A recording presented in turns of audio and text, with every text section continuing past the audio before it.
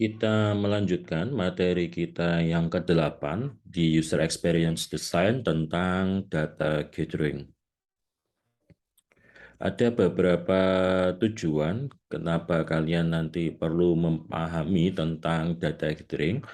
Jadi ketika kalian nanti sudah memutuskan untuk menggali kebutuhan dari user, maka mau nggak mau kalian nanti akan berhubungan dengan user dan kalian akan mengumpulkan data dari pengguna tersebut. Nah, ketika kita menggali data kebutuhan ke pengguna, sebenarnya tidak terlalu jauh beda ketika kalian menggali kebutuhan elisitasi dari pengguna tersebut. Tetapi ada beberapa hal yang mungkin nanti perlu kalian perhatikan agar penggalian data tersebut bisa efektif dan bisa menggali experience dari si pengguna tersebut. Ada beberapa tujuan nanti yang akan kita goal dari materi ini. Yang pertama adalah mendiskusikan bagaimana merancang dan menjalankan pengumpulan data untuk experience tersebut. Kemudian kita bisa melakukan perencanaan dan melakukan interview, kemudian kita nanti bisa membuat sebuah desain untuk kuesioner. Kemudian kita nanti bisa merencanakan dan melakukan observasi untuk melengkapi hasil dari hasil dari penggalian kita untuk experience tersebut.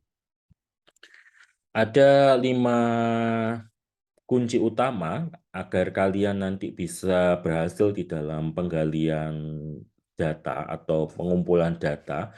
Yang pertama adalah kalian harus menentukan dulu goal dari pengumpulan data tersebut. Ini yang biasa kita sebut sebagai hipotesisnya. Jadi ketika kita ingin melakukan pengumpulan data, maka kita harus menentukan terlebih dahulu apa tujuan kita untuk mengumpulkan data tersebut dan apa harapan kita dari data yang dikumpulkan tersebut. Sehingga kita bisa memutuskan teknik apa yang bisa kita gunakan untuk pengumpulan data tersebut. Kemudian yang selanjutnya adalah mengidentifikasi partisipannya. Kalian harus memutuskan siapa yang ditunjuk atau siapa yang kalian pilih untuk pengumpulan data tersebut dan berapa partisipan yang Anda butuhkan untuk pengumpulan data tersebut. Apakah hanya satu atau kelompok atau seluruh populasi dari permasalahan tersebut, atau kalaupun itu adalah sebuah sampling, maka teknik sampling apa yang Anda gunakan untuk mengidentifikasi dari partisipan tersebut. Kemudian adalah hubungan dengan partisipan, bahwa kalian harus menentukan apakah dia termasuk dari penggunanya atau dia merupakan orang yang berhubungan dengan sistem tapi di luar dari sistem tersebut. Kemudian juga harus menentukan partisipan tersebut adalah memang orang yang kompeten dan orang yang profesional untuk bisa memberikan informasi terhadap apa yang kalian butuhkan dari data yang ingin kalian gali tersebut. Kemudian adalah triangulation. Kalian harus melihat data itu tidak hanya dari satu perspektif, tetapi kalian harus menggalinya dari perspektif yang lain. Nah, di sini kalian nanti bisa menggunakan beberapa teknik untuk mengetahui apakah data tersebut memang valid atau tidak, kemudian apakah data tersebut itu sudah lengkap atau tidak. Kemudian data tersebut ambigu atau tidak. Nah, disitulah nanti fungsi dari data triangulation. Kemudian yang kelima adalah pilot study. Jadi kalian bisa membuat atau melakukan sebuah rancangan untuk menentukan apakah yang kalian kerjakan tersebut itu sudah sesuai dengan yang diinginkan oleh si user atau belum. Ketika kita menggali sebuah kebutuhan atau mengumpulkan data, maka pastikan bahwa kalian selalu merekam data tersebut. Jadi rekaman itu bisa melalui catatan, audio, video, foto, dan sebagainya, yang itu bisa dikombinasikan. Ketika kita menggunakan atau mengumpulkan data, usahakan bahwa kita merekam seluruh aktivitas mulai dari pra sampai pasca pengumpulan data. Karena itu akan sangat dibutuhkan sekali ketika kalian nanti akan melakukan verifikasi data. Jadi menentukan apakah memang data ini sesuai atau tidak. Kemudian ada beberapa tantangan ketika kita melakukan pengumpulan data tersebut, terutama ketika melakukan recording dari data tersebut. Ada beberapa customer yang dia tidak berkenan untuk dilakukan perekaman, sehingga kita mau nggak mau misal menggunakan teknik yang lain, misal audio recording. Juga ada kemungkinan dia tidak mau direkam baik audio video, tetapi dia masih berkenan untuk catatannya itu diverifikasi oleh si customer tadi. Meskipun ini agak lemah karena kita tidak memiliki evidence bahwa memang rekaman itu adalah murni dari si user, tetapi itu bisa menjadi salah satu langkah antisipasi untuk melakukan data verification nantinya. Di interview sendiri, ini adalah teknik yang paling sering digunakan. Di interview, jadi kita melakukan percakapan dengan si user, melakukan baik peer-to-peer maupun grup. Ada beberapa teknik. Yang pertama adalah unstructured. Jadi kita melakukan percakapan itu kita tidak menggunakan sebuah panduan untuk percakapan. Jadi kalau ini biasanya antara si user dan si customer itu memang mengetahui permasalahannya secara detail. Dan si developer juga mampu menggali datanya berdasarkan pertanyaannya itu yang memang relevan. Kemudian si developer itu mampu menggalinya secara detail. Biasanya memang di instructor interview digunakan oleh orang yang memang sudah profesional atau sudah sering menggali kebutuhan dari sebuah experience. Kemudian yang kedua adalah structure interview, di mana kita bisa memberikan sebuah pertanyaan kepada user berdasarkan pertanyaan itu sudah kita siapkan terlebih dahulu. Jadi kita mengantisipasi kemungkinan-kemungkinan pertanyaan, kemudian dari pertanyaan tersebut nanti kita siapkan, kita tulis, kita catat, kemudian itu kita tanyakan kepada si customer. Nah, ini memungkinkan kalian untuk mempelajari, menyiapkan materi agar tidak ada pertanyaan atau tidak ada kebutuhan yang tertinggal. Kemudian yang ketiga adalah semi-structured interview, di mana kita ada panduan untuk interview, tetapi kita juga bisa mengeksplor lebih lanjut lagi dari pertanyaan-pertanyaan atau dari jawaban-jawaban yang diberikan oleh user. Kemudian yang keempat ada focus group. Kalau focus group ini sebenarnya bisa digabungkan dengan unstructured, bisa digabungkan dengan structured, bisa digabungkan sama semi-structured. Juga biasanya focus group bisa kita lakukan menggunakan brainstorming dan sebagainya. Pertanyaan yang ada di interview ada closed question dan open question. Kalau closed question itu jawabannya biasanya hanya ya atau tidak, belum atau sudah, yang biasanya sifatnya adalah binary. Sedangkan kalau open question itu kita ingin menggali kebutuhannya itu berdasarkan pengalamannya. Jadi dia bisa menceritakan. Kalau closed question ini memang lebih mudah untuk menganalisanya, tetapi kita tidak bisa mendapatkan jawaban yang detail dari si user, karena jawabannya hanya iya dan tidak. Tetapi kita tidak bisa mengetahui secara detail dan secara mendalam apa yang kita akan lakukan terhadap sistem tersebut. Kemudian juga hindari, ada beberapa yang kita hindari ketika melakukan interview, seperti pertanyaannya terlalu panjang, kemudian pertanyaannya itu biasanya berulang-ulang, kemudian bahasanya yang tidak atau susah untuk dimengerti, kemudian kita bertanya tetapi mengandung kalimat sara, itu juga dihindari. Kemudian kita bertanya tetapi pertanyaan kita itu ambigu, itu juga harus dihindari. Karena memang interview ini merupakan skill yang memang harus diasah terus-menerus, sehingga kita harus mengetahui berbagai hal sebelum kita melakukan interview.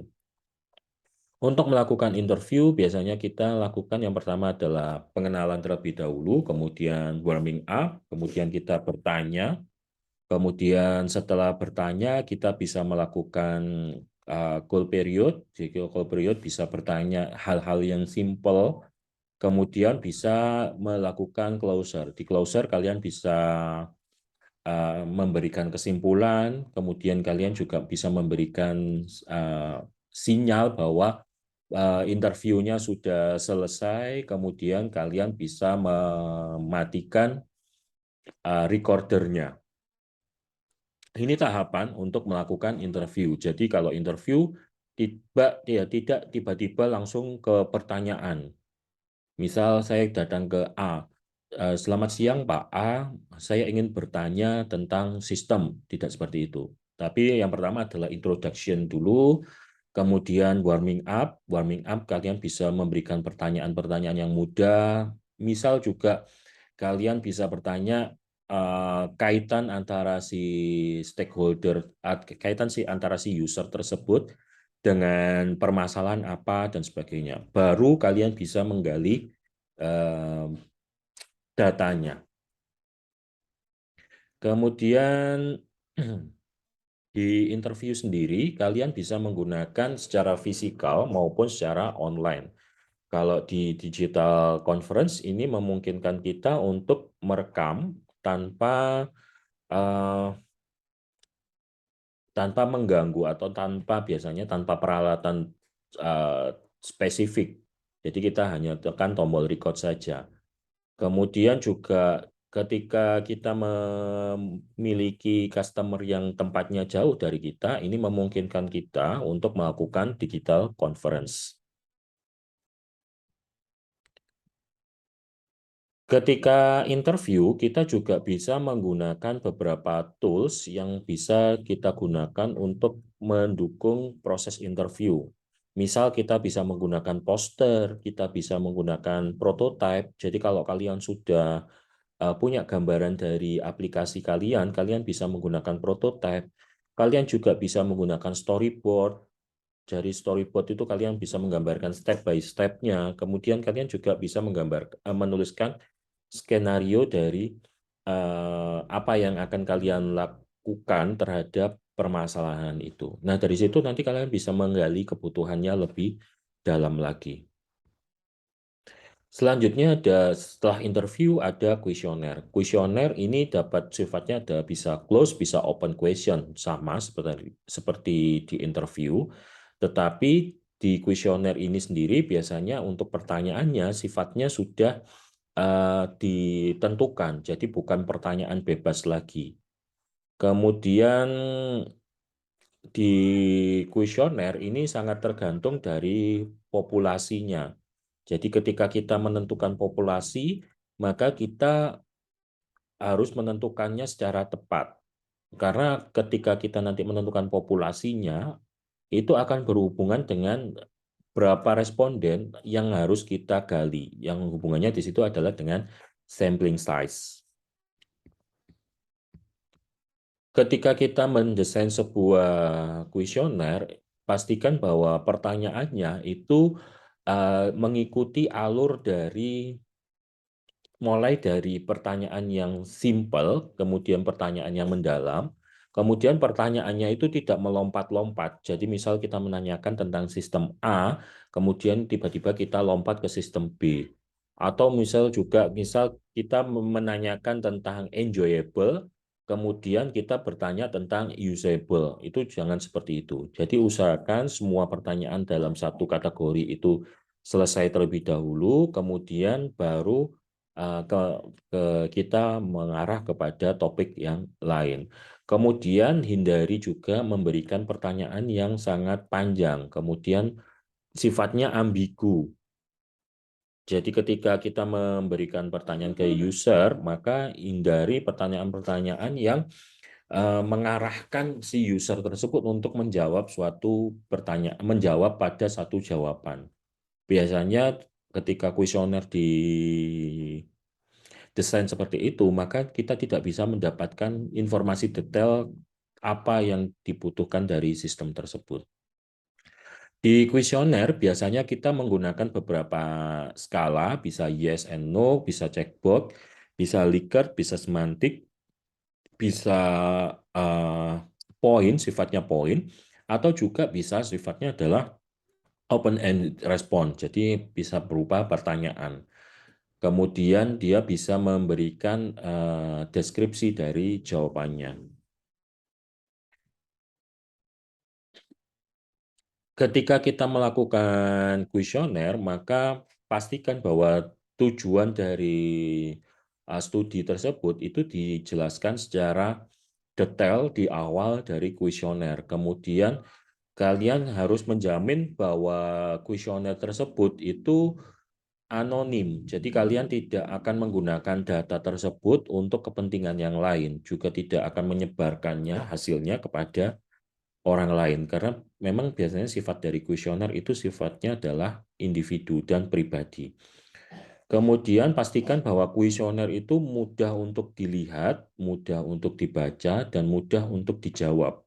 Jadi didesain sedemikian rupa sehingga kuesioner tersebut mudah untuk digunakan. Kemudian jangan memberikan kuesioner atau memberikan pertanyaan yang membutuhkan waktu yang sangat lama untuk melakukan atau menjawabnya. Jadi kita misal memiliki 90 pertanyaan, jangan diberikan secara langsung. Maka berikan jeda kepada user, misal sekarang 10 pertanyaan dulu, kemudian selanjutnya 20 pertanyaan. Berikan jeda kepada user. Kemudian jika kalian mengundang respondennya secara acak, maka pastikan bahwa kalian memiliki legalitas dari kuesioner tersebut. Jadi misal kalian bisa menggunakan institusi untuk menggali kebutuhannya. Jadi kita anggap bahwa kuesioner ini memang kuesioner yang valid. Kemudian follow up dengan email atau WhatsApp atau surat sehingga dia bisa mengetahui bahwa memang kuesioner ini adalah valid. Kemudian ini memang diselenggarakan oleh institusi yang kredibel dan sebagainya. Kemudian yang selanjutnya, ini sifatnya opsional sekali karena beberapa kuesioner itu menyediakan insentif kepada si responden ketika dia sudah selesai menjawab pertanyaan. Tapi bentuk insentifnya eh, tergantung dari si peneliti. Jadi tidak memiliki acuan yang pasti. Kemudian 40% respon itu pasti akan menyatakan bahwa ini baik, kemudian 20%-nya itu menyatakan bahwa sifatnya adalah acceptable. Jadi biasanya memang dari responden itu sudah bisa diprediksi.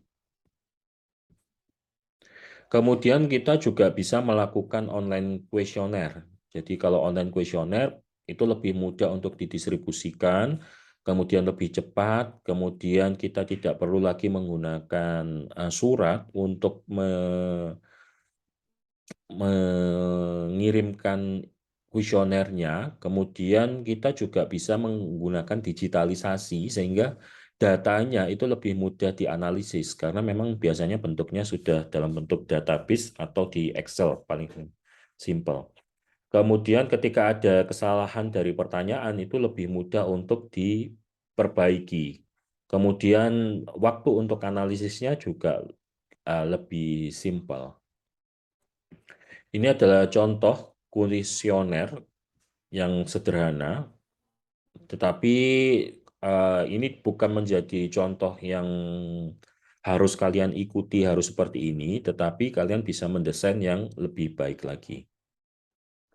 Setiap pertanyaan di kuesioner, pastikan bahwa pertanyaannya itu jelas. Jadi misal, contoh misal di pertanyaan yang please provide a website for this activity.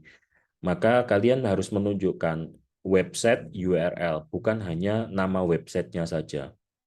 Kalau di sini kan dia sudah jelas, website URL. Kemudian please tick a box to indicate the geographical coverage, misal lokal, internal, regional, dan internasional.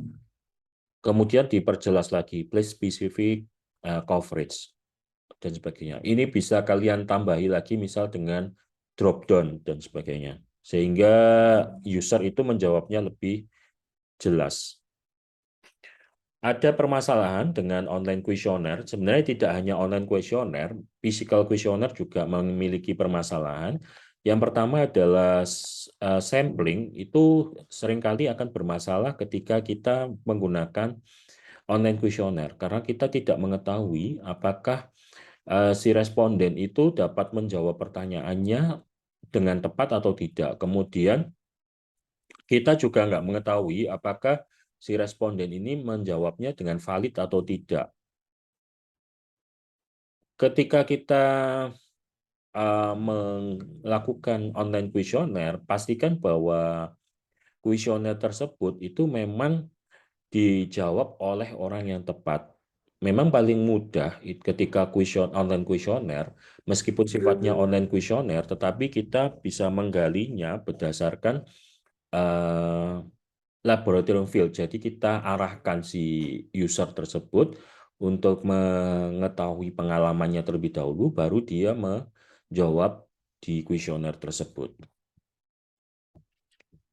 Ketika kita mendeploy kuesioner, maka yang perlu diperhatikan adalah plan-nya, kemudian didesain, kemudian kita membuat sebuah template, kemudian kita menguji coba kuesioner tersebut, misal di 30 orang terlebih dahulu, untuk mengetahui validitas dari pertanyaannya. Kemudian setelah itu kita bisa menguji pada kelompok tertutup untuk mengetahui apakah ada permasalahan atau tidak terhadap kuesioner tersebut, baru kita merekrut partisipan untuk menjawab pertanyaan tersebut. Ini adalah tahapan di eh, pengembangan kuesioner. Selanjutnya, setelah interview ada kuesioner, yang selanjutnya adalah observasi. Di observasi, direct observation itu ada structuring framework, kemudian degree of participant, kemudian ada etnografi. Yang tujuannya adalah kita mengobservasi terhadap lingkungan yang terkontrol. Sedangkan kalau di indirect observation itu kita melihat atau men-tracking aktivitas user berdasarkan aktivitas-aktivitas dia yang sifatnya dia adalah uncontrolled environment. Contohnya dari diary, interaction logging, kemudian fotografi, video atau fotografi yang kita dapatkan dari user itu bisa kita gunakan untuk observation. Ini contoh observation untuk Mars observation. Nah, ini kita bisa gunakan hasil dari kita mau indirect atau mau direct observation. Kalau direct observation, maka ya kita harus mengikuti aktivitas si user. Kalau indirect observation, maka kita bisa menggunakan data atau dokumentasi yang dimiliki oleh si user tadi. Bisa form Excel-nya, bisa dokumen Word-nya, dan sebagainya. Ketika kita melakukan observation, maka pastikan orangnya siapa, tempatnya di mana, kemudian apa yang kita observasikan. Kemudian dari observasi itu sendiri ada beberapa framework yang harus dimiliki, yang ini hasil penelitian dari Robson tahun 2014. Jadi ketika kita melakukan observasi, yang pertama adalah space-nya, aktornya, activity, object, kemudian action, event, time, goal, sama feeling. Nah, ini adalah beberapa struktur untuk melakukan observasi. Ini bisa kalian gunakan, kita acuan ketika melakukan observasi, kemudian kalian bisa memilih dari pertanyaan-pertanyaan ini. Bukan memilih ya, tapi menjawab dari pertanyaan ini.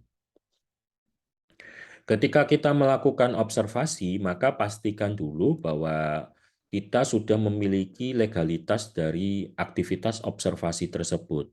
Jadi baik direct maupun indirect, pastikan bahwa kalian sudah memiliki legalitas dari observasi tersebut. Kemudian pastikan bahwa kalian memiliki kesamaan persepsi dari proses observasi tersebut. Kemudian ketika melakukan observasi, pastikan kalian juga mendokumentasikan seluruh aktivitas observasi tersebut untuk mengetahui aktivitasnya secara detail. Dan pastikan kalian mendapatkan panduan dari stakeholder-nya ketika melakukan observasi, agar observasi kalian bisa terukur dan terarah. Selanjutnya adalah di observasi sendiri, itu ada namanya adalah etnografi. Jadi etnografi itu adalah kita ingin memilih salah satu partisipan untuk bisa kita observasi dan interview. Jadi ketika kita memilih etnografi, maka kita akan memilih beberapa orang atau memilih kelompok orang yang kita gali kebutuhannya secara detail. Jadi dia lebih spesifik lagi untuk kita gali kebutuhannya. Kebutuhannya ini berdasarkan experience-nya. Kemudian untuk tekniknya kita bisa mengumpulkan dari berbagai teknik yang sebelumnya, bisa interview, bisa observation, atau bisa gabungan keduanya. Itu malah lebih baik. Kemudian kita mendokumentasikan seluruh aktivitasnya dengan kelompok orang tersebut. Jadi kalau di etnografi ini memang sifatnya dia sudah spesifik kepada kelompok orang tertentu, sehingga hasil dari etnografi ini biasanya adalah kelompok dari stakeholder. Kemudian di etnografi itu biasanya karena kita mengumpulkan datanya adalah kepada stakeholder yang memang sudah spesifik, maka hasil observasi dan interviewnya itu memang biasanya hasilnya lebih bagus atau lebih baik, juga lebih terarah dibandingkan dengan interview ataupun observasi yang sifatnya adalah kita bebas. Kemudian analisa datanya itu lebih mudah karena sudah terkumpul pada kelompok tertentu. Nah, di etnografi ini kita tinggal mengelompokkan etnografi 1, etnografi 2 berdasarkan stakeholder-nya. Ini contoh kita melakukan etnografi, jadi kita melakukan brainstorming, kita melakukan interview, kita melakukan observasi pada kelompok orang tertentu dengan menggunakan studi kasus yang sudah kita pilih tadi. Di etnografi sendiri juga kita bisa mengumpulkannya berdasarkan online etnografi maupun physical etnografi. Tidak ada perbedaan secara signifikan dari online maupun physical etnografi. Tetapi pastikan bahwa tidak ada hal-hal yang menyalahi ketika kita melakukan observasi tersebut. Ketika kita melakukan observasi, ada beberapa material yang mungkin sebenarnya bukan hanya mungkin ya, tetapi yang harus kalian dapatkan. Kalau tadi adalah panduan untuk pertanyaannya, nah kalau menurut Crabtree tahun 2003 ada beberapa material yang harus kalian kumpulkan ketika melakukan observasi. Yang pertama adalah activity atau job deskripsi dari stakeholder maupun dari etnografi tadi, kemudian rule dan prosedurnya, kemudian deskripsi dari aktivitas yang diobservasi, recording dari pembicaraan tadi dengan praktisi tadi, kemudian informal interview ini juga bisa kita masukkan ke dalam